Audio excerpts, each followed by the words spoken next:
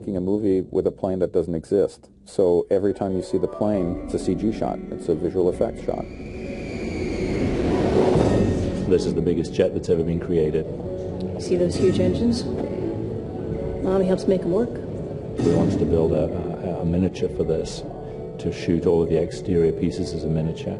And so we then worked with production design and made a 1/10 scale miniature of the Airjet. You get a bunch of modelers with modeling glue and balsa wood and fiberglass, and they start mapping it out. And then, voila, 20 weeks later, you have a miniature. Okay, plane is moving. Watch your back. We had a list of very defined angles of the miniature that we were set out to accomplish. We strung it up on this specially designed rig on cables and pulleys from these massive cranes. If something does happen, don't go out and think you're going to save anything and get involved with it, because it'll run you over and it weighs as much as a Volkswagen. Hey! And action!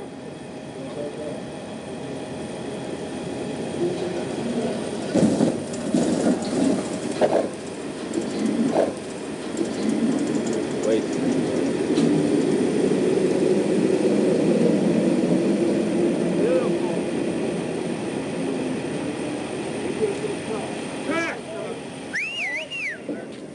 It's very time consuming, and we did multiple passes. So you shoot a pass for the exposure of the airplane, and you shoot a pass for the lights on the wings, so you shoot a pass for water effects, spray, etc. Then effectively erase the rig in the computer. The biggest challenges we have on the show are making sure that the plane looks big and that it has the heavy weight that it needs to have. The tricks that we've been using are we manipulate the lighting on the model, we enhance it, we give it larger gradations. Whenever the plane's moving, we steady it, make sure it's very steady, and then we give it kind of slow, lumbering moves. We combine all the passes, mixing them at the right levels to make it look like it's flying through the air in the background, fitting it into the real world, basically. I think there are a lot of the composites that, again, are very complex, but more on the technical level. I think the biggest single one is probably the pullback, the big reveal for the first time when we see the Airjet. What we did was we took the storyboards and effectively did moving versions of those in previs. When we honed down the exact design of that, we used that as a template to shoot a lot of these background plates. So we shot a lot of footage of generic airport plates and then combined those environments to create this panorama of a busy airport. We color corrected the plane in very specific ways. We had to haze out its distant parts so that they looked further away from us because the plane's so long and so big. We work our way through the comp from the background to the foreground.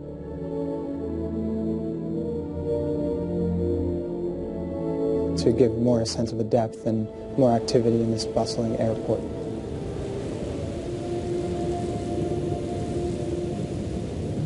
So why don't you just come out of there? Nobody has to die. People really wanted to see Carson die. They didn't want it left for the imagination. What are you going to do? Huh? You going to blow us up? No, just you. We started with a new performance on Peter Sarsgaard. He gets peppered by everything, and he gets vaporized by the end of it. But we've slowed down time so much that we can see shrapnel going through him. We're just sort of slowing the physics of everything down just so that we can enjoy the moment of him getting hit.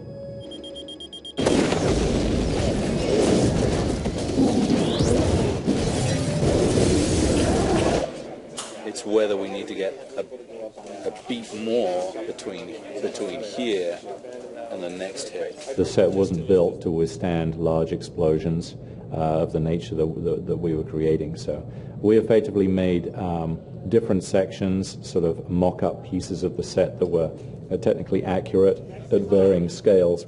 That makes us ready. We shot some of them at full scale for some glass exploding.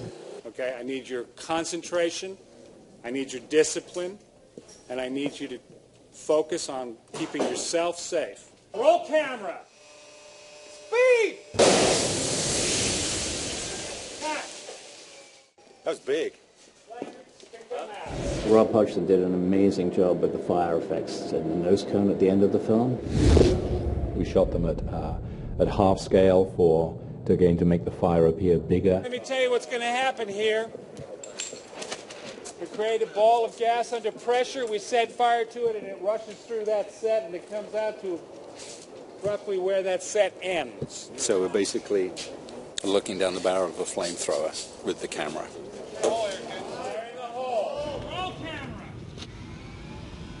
Speed!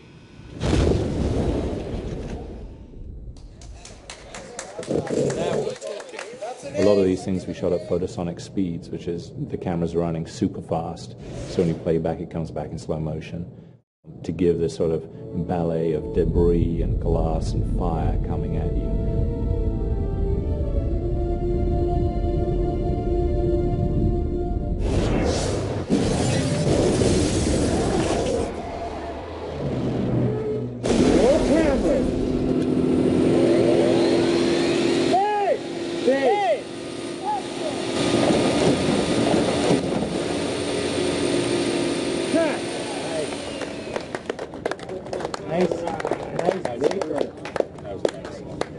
That was perfect.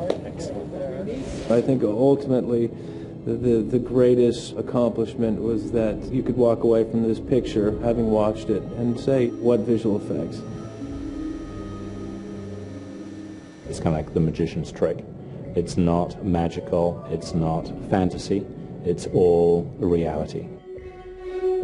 I think it's interesting when you watch a movie that forces you to engage. And it's, I guess, the difference between a movie that you watch leaning forward and a movie that you watch leaning backwards. And I always prefer the ones where you have to lean forward a little bit.